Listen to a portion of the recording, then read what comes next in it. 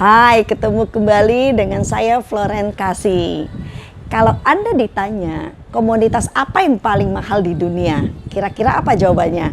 Mungkin ada yang menjawab uang, ada yang menjawab emas, ada yang menjawab waktu. Ya, semua benar adanya. Tapi kalau saya bilang bahwa freedom adalah salah satu yang termahal, setuju tidak? Ya, freedom sudah menjadi komoditas langka di zaman modern ini. Ya, ketika bicara mengenai freedom, orang pasti akan berhubungnya ke financial freedom ataupun time freedom, which is benar, ya. Tapi apakah semua orang yang punya banyak uang pasti dapatkan financial freedom? Ataupun apakah semua orang yang punya banyak waktu pasti punya time freedom? Di komunitas saya, yaitu di FFG, kita berbicara financial freedom dan time freedom itu dalam arti yang sangat luas dan sangat dalam. So, saya akan bicarakan financial freedom dan time freedom dan nanti. Sekarang saya ingin ajak bicara mengenai satu freedom yang sangat dasar, sangat-sangat basic dan sangat penting, yaitu freedom in mind and freedom in heart. Apa itu? Kalau kita berbicara mengenai freedom, kita berarti lawannya adalah penjara, setuju ya? Nah, zaman sekarang ini banyak orang hidup di dalam penjara. Contohnya apa? Penjara kekhawatiran. Khawatir terhadap masa depannya. Misalnya dia sekarang bekerja, pensiunnya di umur 60, khawatir bagaimana nanti umur 60, hidupnya nanti, dan sebagainya. Ada juga orang yang khawatir dengan masa depan anaknya. Terutama yang punya tantangan tertentu, ya, bagaimana nanti ketika mereka meninggal, anaknya bagaimana, macam-macam ya. Ada juga orang yang khawatir terhadap bisnisnya. Bagaimana kalau nanti mereka sudah pensiun, terus mereka mau retired, bisnis itu siapa yang meneruskan? Kalau diteruskan oleh anak, apakah mereka bisa meneruskan? Seperti itu. Ada juga yang khawatir terhadap kesehatannya. Dan bahkan ada orang kaya yang juga hidup dalam kekhawatiran. Khawatir bagaimana dengan urusan pajak, khawatir bagaimana kalau ketemu dengan saudara-saudara dan mereka suka pinjam uang. Ya, hal-hal seperti ini sebenarnya tidak disadari, ini adalah penjara terhadap kebebasan. Penjara ini bukan penjara fisik, tetapi penjara yang invisible, ya. So, ada lagi penjara lainnya adalah rasa takut, ya. Ini seringkali tidak disadari, sebenarnya bentuknya dari waktu kecil. Orang tua sering ngomong begini, jangan. Nah, kalau anaknya mau melakukan, jangan, nanti kamu jatuh, nanti kamu luka, nanti kamu ini, nanti kamu hitam, nanti kamu ini, kamu itu, dan sebagainya. So, anak kecil, penjara ketakutannya tuh sudah dibangun dindingnya, itu dari dia masih kecil sekali. Dan sampai ketika dewasa, sudah hidup tidak berani explore new things, tidak berani adventure, tidak berani melakukan hal-hal yang baru dalam hidupnya. Karena apa? Karena dinding penjaranya sangat tebal. Contoh, orang yang bekerja 10, 20, 30 tahun, ketika kalau dinding ketakutannya, penjara ketakutannya sangat tebal, ketika dia udah kerja sekian lama, waktu terpikir ingin mulai bisnis, mikirnya itu bisa panjang kali lebar, kali dalam. Intinya bahwa begitu ketakutan hingga tidak berani melakukan apa-apa, ya. Nah, termasuk juga ibu rumah tangga. Ada orang yang berkarya sebagai ibu rumah tangga, murni hanya ibu rumah tangga. Nah, ketika 20-30 tahun kemudian anak-anaknya sudah besar, dia ingin berkarya di luar. Tetapi tidak mulai-mulai. Kenapa? Karena sudah dipenjara ketakutan begitu kuatnya. Wah, ketemu orang takut, mulai hal yang baru takut, keluar rumah mungkin juga bahkan takut, ya, seperti itu. So, penjara ketakutan ini juga kita harus pay attention, karena kita sebagai orang tua seringkali tanpa menyadari memenjarakan anak kita juga, ya. Ada lagi penjara kebebasan lainnya, yaitu masa lalu. Ya, banyak orang yang begini, dulunya hidup secara finansial oke, dulunya hidup secara prestasi oke, tapi sekarang sudah nggak ada. Lalu sekarang kalau dia berbicara, saya dulu begini, setiap kali ngobrol pun dulu. So never move Oh, never move forward, selalu move backward. Ya, ada orang-orang yang seperti itu, tidak disadari dia bahwa sebenarnya masa lalunya adalah penjaranya dia gitu. Ya. Nah, penjara kebebasan lainnya lagi apa? Contoh, kemarahan dan dendam. Banyak orang yang punya karakter yang unik. Ya, saya bilang unik aja lah ya. Unik ya. Karakter behaviornya unik. Karena dibentuk oleh penjara ini. Karena kemarahan dan dendam itu adalah penjara hati. Ya, memenjarakan hati kita. Nah, ironis sekali banyak orang yang begini. Banyak memori-memori bagus yang seharusnya diingat tapi dilupakan. Banyak memori yang tidak bagus seharusnya dilupakan tapi diingat terus. Ya, ini kan menjadi sangat ironis. Nah, karena ini dibawa terus dan berjalan dengan waktu setahun, 2 tahun, 3 tahun, 10 tahun, akhirnya terbentuklah yang namanya dinding penjara hatinya tuh kuat, lalu merubah menjadi karakternya dia. Ya, perlu dirilis, yes, ya. Wah, kita topiknya hari ini bukan tentang release that pain nanti ya. So, ada lagi penjara lainnya apa? Negativity. Ya, tidak disadari seringkali orang tuh masuk ke dalam komunitas yang negatif dan dia enjoy quote and quote enjoy bergosip di sana, entah gosip orang, entah gosip politik, entah gosip penyanyi, bintang film dan sebagainya ya. Lalu baca buku yang bacaan yang negatif, nonton yang negatif, dengar musik yang negatif dan sebagainya, dan tidak disadari ini tuh sebenarnya dia masuk dalam satu penjara yang memenjarakan dia untuk satu kesuksesan. Karena apa? Karena sukses itu kan butuh positif ya. So, dan ada satu lagi penjara lain yaitu addiction.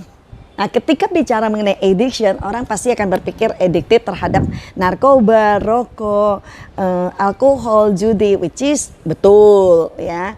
Tapi zaman now ada satu lagi addiction baru, addiction to distraction ya. Addiction to distraction, menarik ya. Addiction to distraction itu seperti apa sih? Addiction to distraction tuh gini. Orang menjadi teraddicted untuk terdistract. Padahal kan distract kan nggak bagus ya, tapi sudah terbiasa gitu ya. Contoh apa? Sebentar-bentar dia harus lihat chat. Sebentar-bentar harus lihat Instagram. Sebentar-bentar harus lihat Facebook. Jadi ini padahal sosial media ini adalah sangat bagus untuk memudahkan kehidupan kita. Tapi ketika kita menggunakannya tidak secara bijak, ini tuh menjadi distraction yang membuat kita tuh teraddicted. Nah, ini menjadi penjara modern.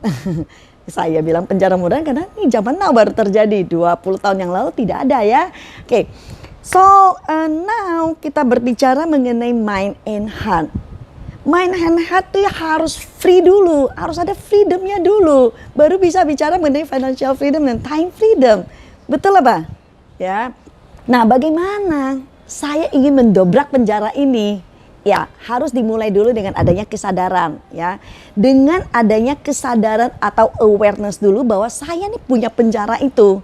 Kalau kita sudah mulai itu, baru kita akan mengambil langkah untuk mendobrak dan mendapatkan kembali kita freedomnya kita. Ya, so kalau kita perhatikan bagaimana sih caranya? Ya, satu, kita bisa melakukan namanya baca buku. Buku tuh bagus banget. Buku baca tentunya yang memang penulisnya menjalani jalur yang benar, prosesnya, dan dia hidup dalam freedom ini ya. Buku ini so powerful karena dia kan sifatnya adalah dikit-dikit lama-lama jadi bukit. Dikit-dikit lama-lama jadi bukit ini, kita baca, everyday kita baca itu sebenarnya mengikis. Nah, kalau sudah terdikis kan terdobrak kita. Tapi sayang, banyak orang tidak mau baca buku. Kalau didorong baca buku, baca sekali, 2 kali, 3 kali, then gone. 2, 3, gone.